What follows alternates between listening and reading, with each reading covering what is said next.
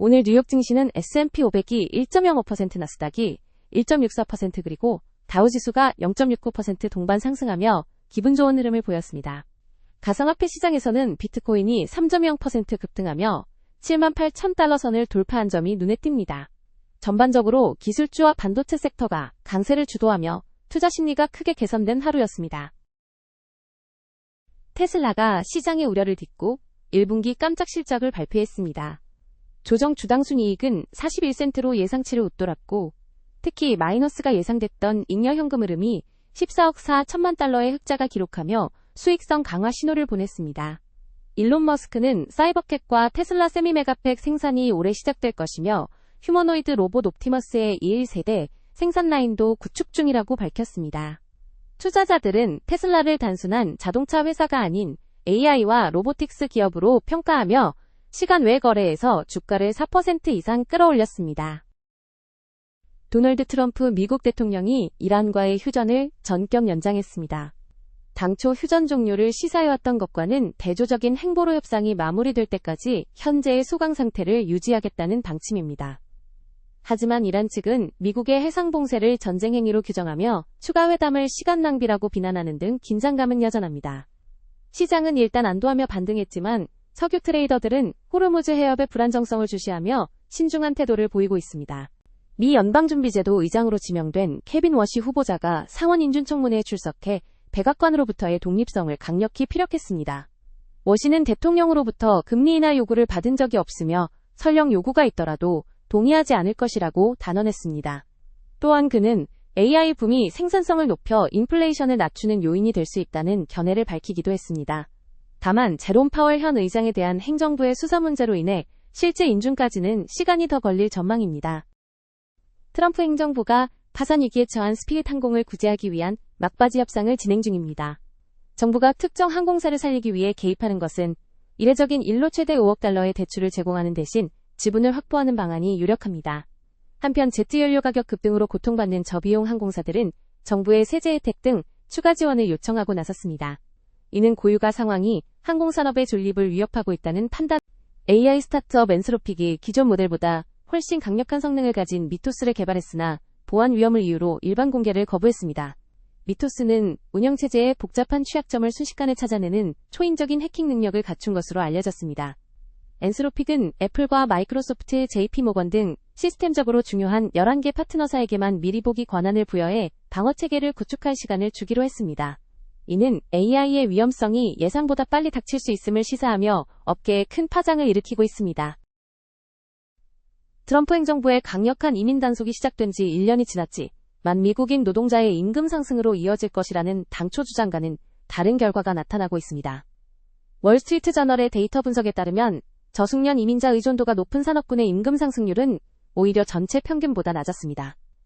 건설업과 트럭 운송업 등 일부 분야에서 임금이 올랐으나 유의미한 수준은 아니었으며 노동시장의 광범위한 혼란이나 미국인에 대한 특별한 혜택의 증거는 희박한 것으로 나타났습니다. 아마존이 비만 치료제로 인기를 끌고 있는 GLP-1 약물을 자사 플랫폼에 도입하며 헬스케어 사업을 확장합니다. 프라임 회원을 대상으로 처방전 조제와 당일 배송 서비스를 제공함으로써 전통적인 약국 체인인 CVS와 월그린을 위협하고 있습니다. 아마존은 물류 강점과 가격 투명성을 앞세워 복잡한 의료 유통 구조를 단순화하겠다는 전략입니다. 이는 소비자들이 약국에서 줄을 서는 번거로움을 덜어주는 동시에 아마존 생태계 내 의료 서비스를 강화하는 계기가 될 것으로 보입니다.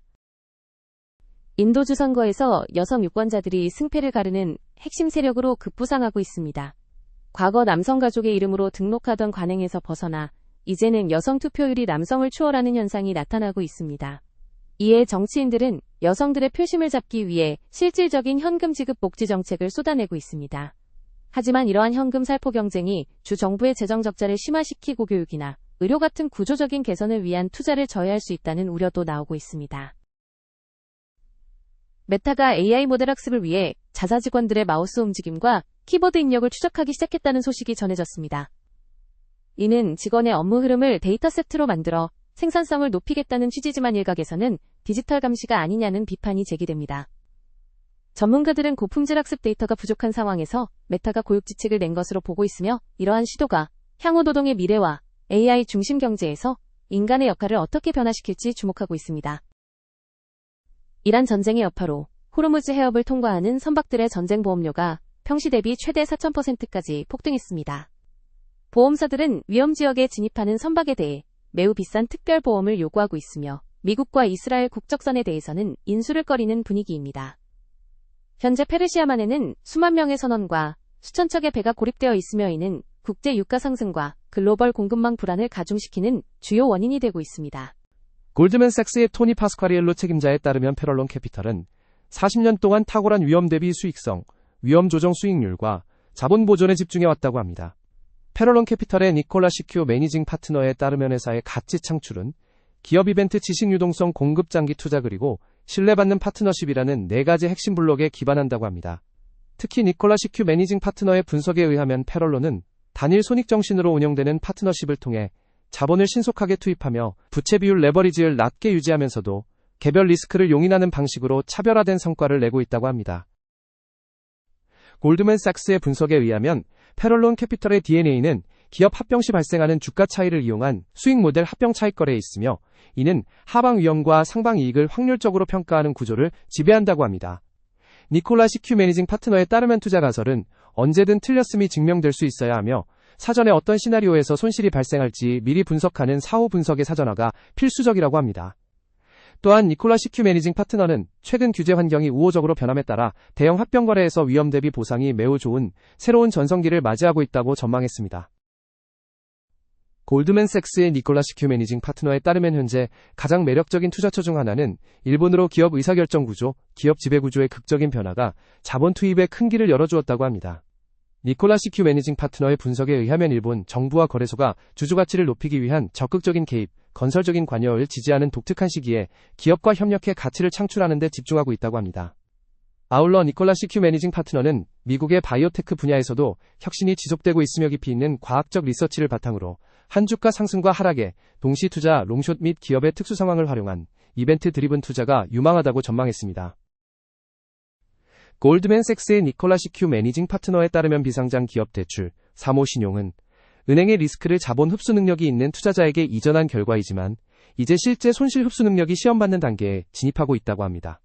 니콜라 시큐 매니징 파트너의 분석에 의하면 특히 부채가 많은 소프트웨어 관련 자산들이 경기 침체 시 일반적인 고위험 회사채, 공모 하이힐드 채권보다 더 큰 손실을 낼 수 있다고 합니다. 다만 니콜라 시큐 매니징 파트너는 이것이 금융 시스템 전체의 위기, 체계적 위험으로 번지지는 않을 것이며 2027년 이후 만기 도래에 따른 재무제표 재구성 과정에서 진정한 직접 대출 기회가 올 것이라고 전망했습니다. 모건 스탠리의 마이클 제사스 글로벌 부책임자에 따르면 다가오는 미국 중간선거가 큰 틀의 경제, 거시적 관점에서는 투자자들의 생각보다 덜 중요할 수 있다고 합니다. 모건 스탠리의 아리아나 살바톨 공공정책 리서치 책임자의 분석에 의하면 무역이나 지정학 및 규제 완화와 같은 주요 정책 변수들은 선거 결과와 상관없이 유지될 가능성이 높기 때문이라고 합니다. 아리아나 살바톨 책임자에 따르면 현재 여론조사와 경제 지표들이 엇갈린 신호를 보내고 있어 결과에 상당한 불확실성이 존재하며 대통령과 의회의 집권당이 다른 상태, 분점 정부 형성 여부가 향후 재정정책의 향방을 결정할 핵심 요소라고 합니다.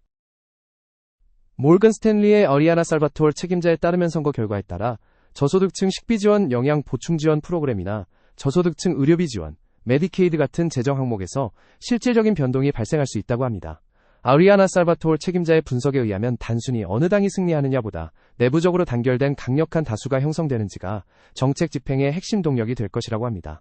특히 아리아나 살바톨 책임자는 민주당이 결집된 다수 의석을 확보할 경우 예산안이나 부채 한도 협상을 통해 재정 삭감안을 연기하거나 완화하는 등 소비자에 미치는 부정적 영향을 제한할 수 있다고 전망했습니다. 모건 스탠리의 아리아나 살바톨 책임자에 따르면 인공지능 정책은 재정 논쟁과 달리 양당 모두의 전략적 우선순위로서 선거 결과와 관계없이 구체화될 것이라고 합니다. 아리아나 살바톨 책임자의 분석에 의하면 AI의 성장을 가로막는 장애물, 병목 현상이 인프라와 전력 및 데이터 센터에 있다는 인식이 초당적으로 확산되고 있어 관련 투자는 지속될 전망이라고 합니다. 다만 아리아나 살바톨 책임자는 여소야대, 분점 정부 상황에서는 규제가 강화된 환경에서 투자가 진행될 수 있으며 이는 전력 및 데이터 센터 부동산 투자 회사, 리츠 섹터에 직접적인 영향을 미칠 것이라고 분석했습니다. 모건 스탠리의 마이클 제사스 부책임자에 따르면 경제학자들은 선거 시나리오별로 성장 결과의 차이가 미미할 것으로 보며 광범위한 경기 흐름, 경기 사이클은 유지될 것으로 보고 있다고 합니다. 모건 스탠리 금리 전략가들의 분석에 의하면 자금, 조달 분쟁과 관련된 일시적인 리스크가 국채 시장의 안전자산 선호 현상, 위험 회피 랠리를 유도할 수 있다고 합니다. 또한 모건 스탠리 외환 전략가들에 따르면 재정 정책과 정책 불확실성 사이에 상충하는 힘으로 인해 달러의 명확한 방향성보다는 국가별 화폐 가치가 따로 움직이는 통화 간 차별화 현상이 심화될 것이라고 전망했습니다. 오늘 S&P 500 종목 중 가장 크게 웃은 종목은 GV, G베르노바로 무려 13.75% 폭등하며 장을 마쳤습니다. 이어 가구 및 건자재 기업인 마스코가 10.78% 상승했고 의료기기 업체인 보스턴 사이언티픽도 8.99% 오르며 상위권에 이름을 올렸습니다. 반면 하락 종목을 살펴보면 TE 커넥티비티가 9.10% 급락하며 가장 부진한 모습을 보였습니다. 신용평가사인 이큐팩스가 7.15% 하락했고 페어 아이세크 역시 6.42% 빠지며 약세를 면치 못했습니다. 섹터별로는 기술주의 독주가 돋보였습니다. IT 섹터가 2.20% 오르며 가장 높은 수익률을 기록했고 에너지 섹터가 1.20%, 통신 섹터가 0.61% 상승하며 그 뒤를 이었습니다. 반면 부동산 섹터는 0.73% 하락하며 가장 저조한 성적을 거뒀고 산업재가 0.23%, 유틸리티 섹터가 0.18% 하락하며 상대적으로 부진한 흐름을 보였습니다. 주요 국가별 ETF 수익률을 살펴보면 한국의 EWI가 6.14% 급등하며 압도적인 성과를 냈습니다. 미국 SPY는 1.01%, 일본 EWJ는 0.71%, 중국 MCHI는 0.24% 상승하며 주요국 모두 오름세를 나타냈습니다. 전체 국가별 순위에서는 한국이 1위를 차지한 가운데 대만이 3.18%, 베트남이 2.86% 상승하며 아시아권 국가들이 상위권을 휩쓸었습니다. 반대로 콜롬비아가 1.57% 하락하며 가장 부진했고 벨기에가 0.63%, 오스트리아가 0.54% 하락하며 하위권에 머물렀습니다. 이번 주 주요 기업 실적 발표 일정입니다. 4월 21일 화요일에는 Chubb, United Health Group, Northrop Grumman, Vermont Industries 등의 실적 발표가 예정되어 있습니다. 4월 22일 수요일에는 MVR, Elevance Health, United Renters, CACI International 등의 실적 발표가 예정되어 있습니다. 4월 23일 목요일에는 First Citizens Bancshares Inc., Delaware, Ameriprise Financial, KLA, Betterware de Mexico, SAPI-DCV, Comfort Systems, USA, Lockheed Martin, Aon, Chemed 등의 실적 발표가 예정되어 있습니다. 4월 24일 금요일에는 Charter Communications, HCA, Healthcare 등의 실적 발표가 예정되어 있습니다. 투자자 여러분의 일정 관리에 참고하시기 바랍니다. 지금까지 2026년 4월 23일 주요 경제 뉴스였습니다.